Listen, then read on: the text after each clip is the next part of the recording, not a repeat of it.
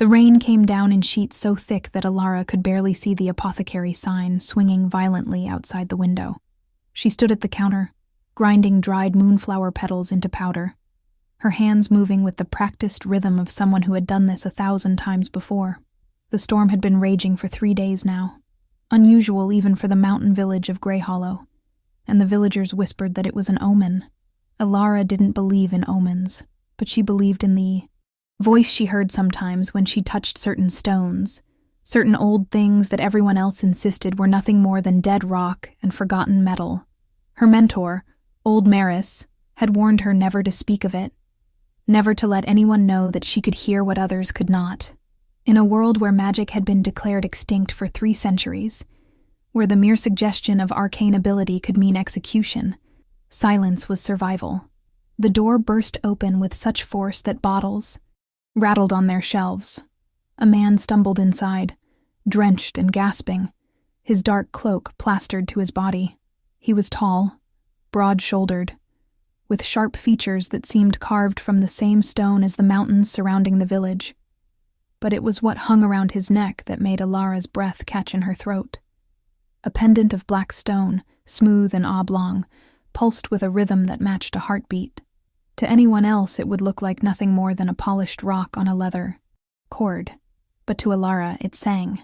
The sound was wordless yet full of meaning, a melody of anguish and longing that made her chest ache with sympathetic pain. She dropped the pestle, and it clattered against the counter as the stranger's eyes found hers. They were gray, storm gray, and held a wariness that spoke of a man who trusted nothing and no one. "I need shelter," he said, his voice rough. "Just for the night. I can pay." He reached into his cloak and produced a small pouch that clinked with coin. Alara nodded slowly, unable to tear her gaze from the pendant. The song it sang grew louder in her mind, more insistent, words beginning to form from the wordless melody. "Help me," it whispered. "Please, after so long, someone who can hear." She realized the stranger was watching her strangely, his hand moving subtly toward the blade she could now see strapped to his hip. "You're staring at my pendant," he said. "And it wasn't a question. It's just a stone. A keepsake. Nothing more." The defensive edge in his voice told her it was anything but nothing, and the way his fingers curled protectively around it confirmed what she already knew. He was aware, on some level, that what he carried was more than it appeared. Old Maris emerged from the back room, her silver hair braided in the traditional style of mountain healers, her sharp eyes taking in the stranger with immediate suspicion. "We have a room upstairs," she said curtly. "2 silver for the night. 3 if you want a hot meal." The stranger nodded and counted out the coins. Alara felt Maris's warning glance, the unspoken command to keep her distance, to not engage beyond what was necessary. But as the stranger moved past her toward the stairs, the pendant swung close enough that she could feel the energy radiating from it, cold and desperate and achingly alive. Her hand moved of its own accord, fingers reaching out, and for just a moment she brushed against the smooth black surface. The world exploded into sensation. She was falling through darkness, through layers of consciousness and memory that didn't belong to her. She felt the weight of centuries pressing down, the horror of being aware but unable to move, unable to speak, unable to do anything but exist in an endless prison of stone and silence. She felt rage and grief, and a loneliness so profound it threatened to shatter her mind. And then she felt something else, a presence vast and ancient, turning its attention toward her like a great eye opening after an impossibly long sleep. "You hear me," the voice said, and it resonated through every particle of her being. "You can hear me. After 300 years, someone finally hears me." The presence surged toward her with desperate hope, and Alara gasped as she was thrown back into her own body. She stumbled backward, colliding with the counter, sending bottles crashing to the floor. The stranger had her wrist in an iron grip, his face inches from hers, eyes wide with shock, and something that looked like fear. "What did you do?" he demanded. "What did you just do to it?" The pendant was glowing now, a faint luminescence that pulsed in rhythm with Alara's racing heart. Maris was shouting, trying to pull the stranger away, but Alara could barely hear her over the voice still echoing in her mind. "My name is Zephion," it said. "Say my name. Call me by my name and break the first chain of my prison." The stranger shook her slightly. "Answer me. What are you?" Ilara met his stormy eyes and felt the truth, rising in her throat, the truth she had hidden all her life because speaking it meant death. "I woke him up," she whispered. "I called him by his name." And he answered, "If you're enjoying this story, please consider leaving a comment below about what draws you to supernatural romance. Your engagement helps us create more content like this, and don't forget to subscribe so you never miss our next tale of magic and mystery." The stranger released her abruptly, backing away as if she had burned him. "His name," he repeated, his voice hollow. "You know its name. That's impossible. The magic died 300 years ago. Everyone knows that. The Great Purification destroyed it all." Maris had gone very still. Her face drained of color as she looked between Alara and the stranger. "Get out," she said to him, her voice shaking. "Take your cursed stone and get out of my house." But the stranger wasn't looking at her. He was staring at the pendant, watching the way it continued to glow softly against his chest. "I've carried this for 5 years," he said quietly. "I've traveled across half the empire searching for someone who could confirm what it was. The scholars said it was just stone. The mages, the few who still study the old arts in secret, they said whatever power it once held was long dead. But you touched it, and something happened. Something real. Tell me what you are." Alara's legs felt weak, and she gripped the edge of the counter to steady herself. The voice of Zephion had quieted to a gentle murmur in the back of her mind, but she could still feel him there, a presence that had somehow anchored itself to her consciousness through that single touch. "I don't know what I am," she admitted. "I've always been able to hear things. Old things. Stones from ruins. Crystals in the deep caves. Sometimes artifacts that travelers bring through the village. They sing to me, tell me fragments of stories, but I've never felt anything like this before. Never something so aware." The stranger's expression shifted, the wariness giving way to something more complex. "My name is Kale," he said, "and I think we need to talk. Properly. Without your mentor trying to throw me out into the storm." He looked at Maris. "I'm not here to hurt anyone. I'm a relic hunter, employed by the Imperial Order to track down and catalog remaining artifacts from the old world. This pendant was found in a collapsed temple in the Shadow Peak Mountains. It was supposed to be destroyed, melted, down like all the others. But I couldn't do it. Something about it felt wrong to destroy." Maris's suspicion hadn't diminished, but she gave a curt nod. "Upstairs, then. We'll talk where the walls are thick and the neighbors can't hear." As they climbed the narrow stairs to the cramped upper room, Ilara felt Zephion's presence growing stronger, more defined. She could sense his curiosity, his desperate need to understand what was happening after so many years of nothingness. The room was small, dominated by a lumpy bed and a single chair. Kyle sat on the bed, while Maris took the chair, leaving Ilara to stand by the door. The old woman's eyes were hard as she addressed Kale. "If you work for the Imperial Order, then you know what they do to people like my apprentice. They burn them. They call it cleansing. But it's murder. Plain and simple. So why should we trust you with this information?" Kale was silent for a long moment, his hand resting on the pendant. "Because I've seen what the Order does," he said finally. "I've seen them destroy artifacts that could have taught us so much about our history. I've seen them execute people whose only crime was being born with a sensitivity to the old magic. And I've started to question whether the story we've been told, the official history of the Great Purification, is actually the truth." He looked directly at Ilara. "You're what they used to call a listener, aren't you? Someone who can hear the echoes of magic even after it's supposed to be gone." Ilara nodded slowly. "I never knew there was a name for it. Maris kept me hidden, taught me to suppress it, to pretend I was normal, but it's getting stronger. The older I get, the louder the voices become." Zephion's voice suddenly filled her mind with startling clarity.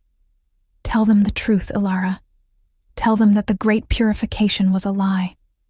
The magic wasn't destroyed. It was imprisoned. Thousands of us, the most powerful mages and elementals of the old world, we were trapped inside objects, turned into living prisons. We can think, we can feel, but we cannot act, cannot speak, cannot die. And the imperial elite, they know. They use us as batteries, draining our essence to fuel their own power while telling the world that magic is extinct. Ilara gasped, and both Kale and Maris turned to her with alarm. What is it? Maris demanded. What's wrong? He's talking to me, Ilara said, her voice shaking. Zephion, the spirit in the pendant. He says purification didn't destroy the magic. It imprisoned it. That the mages and elementals were turned into artifacts. Conscious artifacts. And that the Imperial Order has been using them, draining them, for 300 years. The silence that followed was deafening. Kyle's face had gone ashen, his hand tightening around the pendant until his knuckles were white. That would explain so much, he whispered, the way certain high-ranking officials seem to have abilities they shouldn't. The restricted vaults in the capital that only the inner council can access. The artifacts that are supposedly destroyed but somehow never fully accounted for in the records. If what you're saying is true, if this Zephion is telling the truth, then everything I've believed, everything I've worked for, it's all been in service of a monstrous lie. Maris stood abruptly, pacing the small room. This is too dangerous, she said. Ilara, you need to sever whatever connection you formed with that thing. If the Order finds out what you can do, what you've done, they'll kill you. They'll kill all of us. But Ilara barely heard her. She was focused entirely on the presence in her mind, on Zephion's consciousness intertwining with her own. She could feel his essence more clearly now, could sense the shape of what he had been before his imprisonment. He had been an elemental, a being of pure air and storm, ancient even by the standards of the old world. He had loved the wind, the freedom of the open. Sky and being trapped in stone for 3 centuries had been a torment beyond description.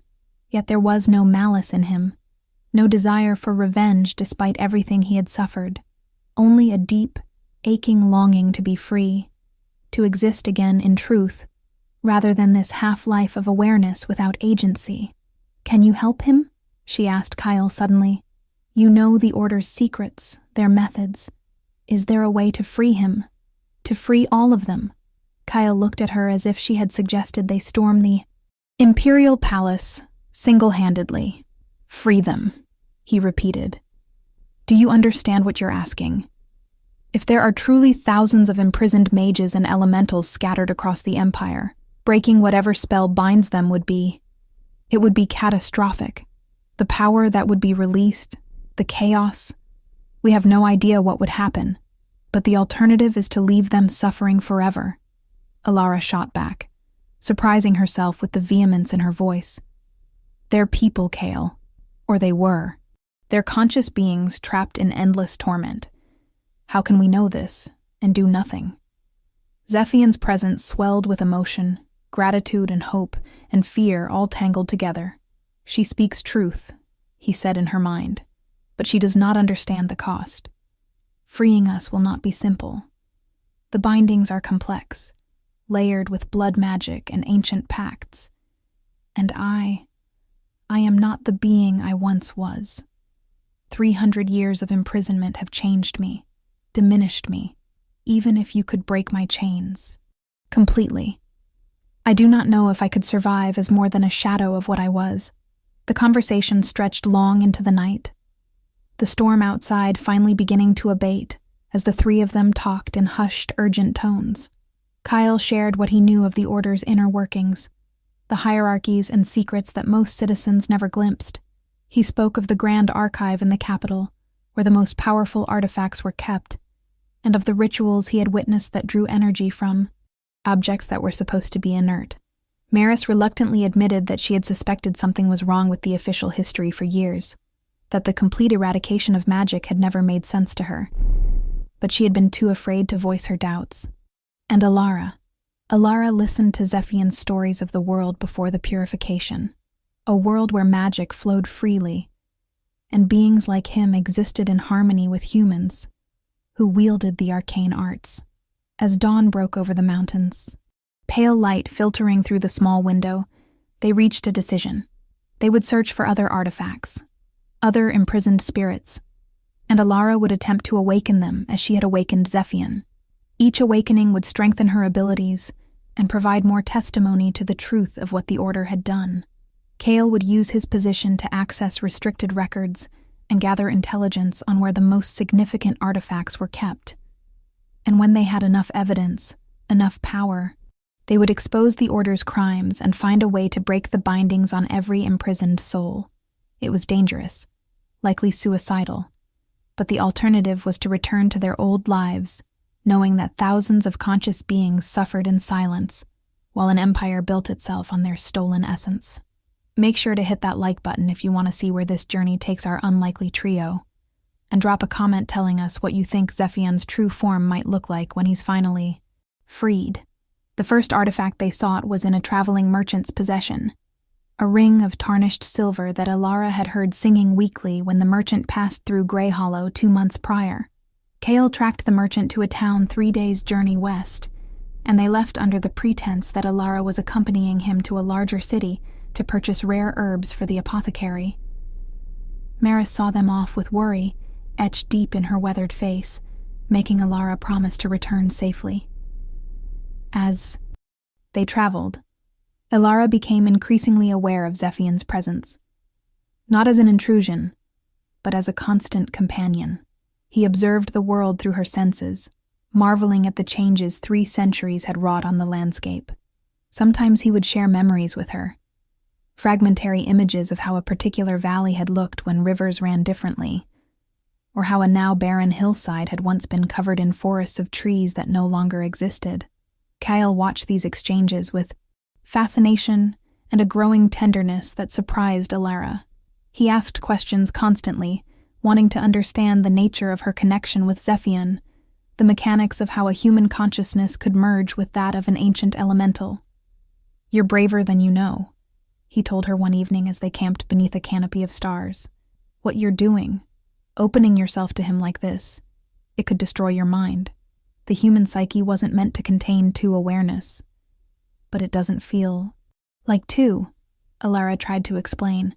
It feels like harmony, like 2 melodies that were always meant to be sung together. We're distinct, but complementary. His experiences and knowledge fill gaps in my understanding, and my connection to the physical world gives him an anchor he hasn't had in centuries. It's not perfect, and sometimes it's overwhelming, but it's also beautiful in a way I never expected." They found the merchant in a bustling market square, his wares spread across several tables. The ring sat among a collection of other trinkets, unremarkable to anyone who couldn't hear its faint, desperate song. Alara purchased it for a handful of copper coins, and the moment it touched her palm, she felt another presence reaching out, this one feminine and fierce. The spirit within identified herself as Lyria, a battle mage who had been betrayed by her own council and bound into the ring as punishment for refusing to use her power for conquest. Her awakening was more violent than Zephion's had been, a surge of fury and pain that left Alara gasping and Kyle having to support her weight as they hurried away from the crowded market. In the privacy of their rented room, Lyria's voice joined Zephion's in Alara's mind, and the 2 ancient beings recognized each other with shock and joy. They had known each other in the old world, had fought side by side in battles that were now nothing but legends. With 2 spirits anchored to her consciousness, Alara's abilities expanded exponentially. She could now sense artifacts from much greater distances, could distinguish between truly dead objects and those that contained imprisoned awareness. Lyria taught her techniques for managing the mental strain of hosting multiple consciousness, old meditation practices from the mage academies that had been destroyed in the purification. Zephion showed her how to draw on their combined essence to enhance her own physical abilities, how to move with preternatural speed or perceive things beyond normal human senses. But the greatest gift was the knowledge they shared. Fragments of history that painted a picture of the purification far darker than anyone had imagined. It hadn't been a noble crusade to save humanity from dangerous magic. It had been a coup orchestrated by a cabal of power-hungry nobles who wanted to monopolize arcane strength while eliminating any potential rivals. Over the following months, they awakened 17 more spirits, each one adding their voice to the growing chorus in Alara's mind. Some were mages like Lyria, others were elementals like Zephion, and a few were hybrid beings that defied easy classification. Each had their own story of betrayal and imprisonment, their own perspective on the events that had led to the purification, and each one strengthened Alara's conviction that what they were doing was right, necessary, despite the increasing danger. The Imperial Order had begun to notice the disappearance of certain artifacts, and Kale brought word that investigators were being dispatched to track down whoever was stealing relics. They would need to be more careful, more strategic, but they couldn't stop now. Alara's feelings for Kale had deepened into something she couldn't quite name. It wasn't simple attraction, though she certainly felt that whenever she caught him watching her with those storm-gray eyes. It was deeper, rooted in the trust they had built and the purpose they shared. He had given up everything for this quest, had turned his back on the only life he had known because he believed in the rightness of their cause. He looked at her, not with fear or suspicion, despite the impossibility of what she had become, but with respect and a tenderness that made her heart ache. Yet she was also intensely aware of Zephion's presence, of the bond they shared that went beyond anything physical. The elemental understood her in ways no human ever could, and there were moments when their consciousness merged so completely that she couldn't tell where she ended, and he began. It should have been confusing, perhaps even frightening, but instead, it felt natural, right? Like coming home to a place she hadn't known she'd been missing. One night, as they camped in the ruins of what had once been a mage academy, Kale finally voiced what had been building between them for weeks. "I don't know what we are to each other," he said quietly. "I've never felt this way about anyone before. You're extraordinary, Alara. The way you carry the weight of all those spirits, the way you fight for them without hesitation, it humbles me. But I also know that what you have with Zephion, with all of them, it's something I can't fully understand or compete with. So I need to know, is there room for me in your heart? Or am I fooling myself?" Alara looked at him across the flickering campfire, her own emotions a tangled mess. She felt Zephion's gentle withdrawal, the elemental giving her privacy for this moment even though he could have listened if he chose. "I don't think love works the way we've been taught," she said slowly. "I don't think it's a finite resource that gets used up if you give it to more than one person. What I feel for you is real, Kale. It's profound, and it terrifies me. Because caring about you means I have so much more to lose. But what I have with Zephion, it's different. It exists on a plane that isn't entirely physical or romantic in the traditional sense. It's a soul bond, a merging of essence. Both can be true at the same time." Kale moved around the fire to sit beside her, taking her hand in his. "Then let them both be true," he said simply. "I won't pretend to fully understand the bond you share with him, but I trust you, and I trust that you know your own heart. If you have room for me in whatever form that takes, I'm here. I choose to be here, with you, for however long this journey lasts." She kissed him then, and it was like a dam breaking, weeks of tension, and denied, attraction pouring out in that single moment of connection. Zephion's presence remained respectfully distant, but she could feel his approval, his happiness for her happiness. When they finally pulled apart, both breathing hard, Alara laughed shakily. "This is all so complicated," she said. "Falling in love while carrying 19 ancient spirits in my head and trying to overthrow a centuries-old conspiracy." Kyle grinned, the expression transforming his usually serious face. "When you put it that way, it does sound a bit absurd, but I wouldn't have it any other way." Their investigation led them eventually to the capital city, a sprawling metropolis of marble and iron, where the Imperial Order's headquarters loomed over everything like a constant threat.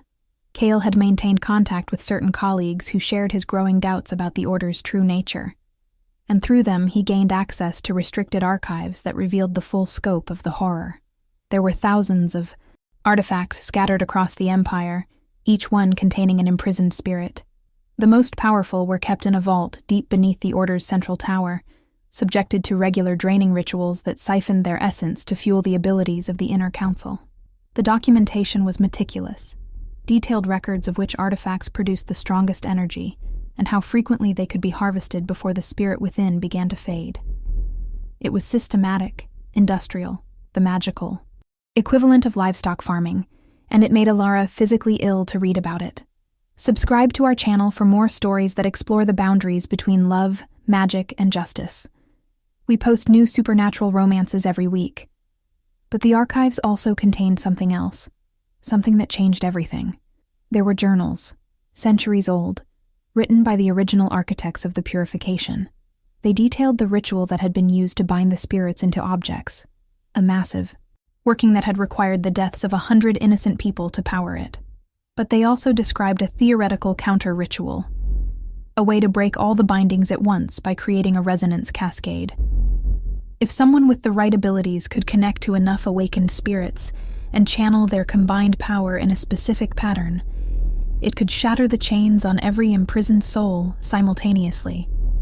The journals warned that such a working would be catastrophically dangerous, that the person serving as the conduit would almost certainly be destroyed by the forces flowing through them. But it was possible, theoretically, to free them all. Alara read those passages over and over, her hands shaking. This was what they had been searching for, the key to ending the suffering of thousands. But the cost was her own life, burned away as a channel for more power than any human was meant to contain. Could she do it? Could she sacrifice herself for beings she had never met? Spirits still, trapped and unaware that freedom was even possible. Zephian's voice in her mind was anguished. "No," he said fiercely. "We will find another way. I did not wait 300 years to finally connect with someone who sees me as more than a tool or a monster, only to lose you to a suicidal ritual. There must be alternatives."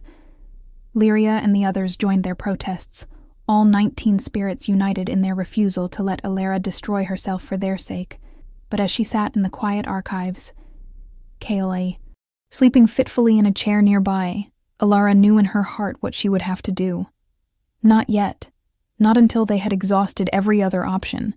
But if it came down to it, if this was the only way, she would make that sacrifice. The decision was taken out of her hands sooner than she expected.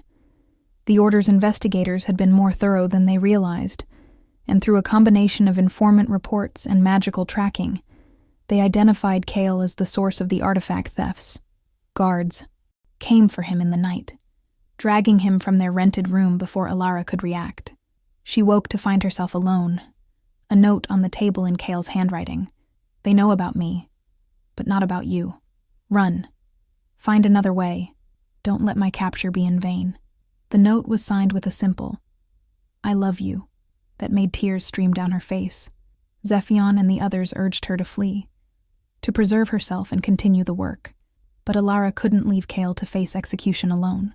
She had awakened 19 spirits, learned to channel their abilities, to let their ancient power flow through her mortal frame. Perhaps it was time to truly test what she had become. She walked into the Order's headquarters at dawn, making no attempt at stealth or subtlety. The guards tried to stop her, but she moved with Zephian's wind-swift grace, disarming them without causing serious injury. Lyria's battle magic flowed through her hands as she shattered locked doors and disabled defensive wards that should have been impenetrable. The other spirits lent their own gifts, layering abilities until she was something more than human, a living convergence of ancient power and modern determination. She fought her way down into the depths of the building, following the thread of Kale's presence that she could sense through the bond they had forged. She found him in a cell, beaten but alive, his gray eyes widening in shock and horror as she appeared. "I told you to run," he said hoarsely. "Alara, this is suicide." "I know," she replied with a small smile, "but I'm not very good at following instructions." She broke his chains with a gesture. the metal crumbling to rust under Lyria's corrosive magic. Together they ran deeper into the complex, because Alara could feel it now, the vault where the most powerful artifacts were kept. The imprisoned spirits there called to her, their combined desperation creating a beacon she couldn't ignore. They burst into the vault to find the inner council already assembled, as if they had been expecting this intrusion. The Grand Magister, an ancient woman whose body was sustained by stolen essence, smiled coldly. "So, the listener finally reveals herself," she said. "We've been aware of your existence for months, child. Did you truly think you could steal from us without consequence? We allowed you to gather your little collection of awakened relics, because we were curious to see how many you could handle before your mind shattered. The fact that you're still sane with 19 consciousness inside your head is remarkable. Unprecedented. Which is why we're going to take you apart, slowly, and learn how you do it." The council attacked as one, and Alara met their assault with everything she had. The battle was brutal, reality warping as massive amounts of magical energy were thrown around the confined space. Kyle fought at her side with sword and determination, protecting her flanks while she channeled the spirit's power against mages who had centuries of stolen strength at their disposal. She was strong, far stronger than she had been months ago. But the council had been feeding on imprisoned spirits for generations. They were winning, slowly, but inevitably, and Alara felt her borrowed power beginning to flag. One of the mages landed a blow that sent her crashing into a wall of shelves, artifacts raining down around her. As her hand touched the floor, she felt it, the thousands of imprisoned spirits in the vault beneath them, all crying out at once. This was it, the moment she had been dreading and preparing for. She reached out to them all, every single consciousness trapped in stone and metal and crystal throughout the entire complex. Zephion understood immediately what she intended, and he screamed in protest. But she pushed past his objections and opened herself completely. The power that rushed into her was indescribable, a tsunami of ancient magic and desperate hope that should have incinerated her instantly. But the spirits, all of them together, did something she hadn't anticipated. Instead of simply flowing through her, they wove themselves around her, using their combined essence to reinforce her mortal form, to make her capable of containing what she was attempting. They had been prisoners for 300 years. They would not let their liberator die if they could prevent it. Alara rose to her feet, power crackling around her like a visible aura, and she spoke the words from the ancient journal, the counter-ritual to the purification itself. Her voice resonated with thousands of others, the imprisoned spirits joining her in a chorus that shook the foundations of the building. The bindings shattered, all of them, everywhere across the empire, breaking in a single cascading wave of liberation. In the vault, artifacts exploded into light as spirits burst free from their prisons, taking form for the first time in centuries. Zephion manifested beside Alara, his true form a being of swirling, wind and crackling electricity, beautiful and terrible in equal measure. Lyria appeared as well, a warrior woman wreathed in flames, and all around them ancient mages and elementals materialized, weak and disoriented but free. The council members fell, their stolen power cut off instantly, reduced to the frail mortals they truly were beneath the facade. The Grand Magister aged rapidly, 300 years of borrowed life catching up to her all at once, and she crumbled to dust with a final scream of denial. Alara collapsed, the power draining from her as suddenly as it had filled her. She had survived somehow, but she could feel the permanent changes the working had wrought on her body and spirit. She would never be entirely human again, not after serving as the conduit for that much magic. Kale was at her side immediately, cradling her head in his lap, and Zephion hovered nearby in his elemental form, both of them frantic with concern. "I'm all right," she whispered. Tired, but all right. We did it. They're all free. Around them, the freed spirits were testing their restored abilities, some weeping with joy, others howling with rage at the council members who had imprisoned them. But none attacked the already dead or dying mages. Revenge held no appeal after so much suffering. Freedom was enough. The aftermath was chaotic. The sudden return of magic to the world threw the empire into turmoil. Some regions welcomed the freed spirits, seeing them as proof that the order had lied. Others feared them, called for a new purification. But slowly, over months and years, a new equilibrium was found. Councils were formed that included both humans and magical beings. Agreements were reached about how power would be shared and regulated. It wasn't perfect. There were conflicts and setbacks. But it was better than the systematic cruelty that had come before. Alara became a bridge between worlds. Her unique nature, as someone who was partly human and partly something more, allowing her to mediate disputes and help others understand the perspectives of beings very different from themselves.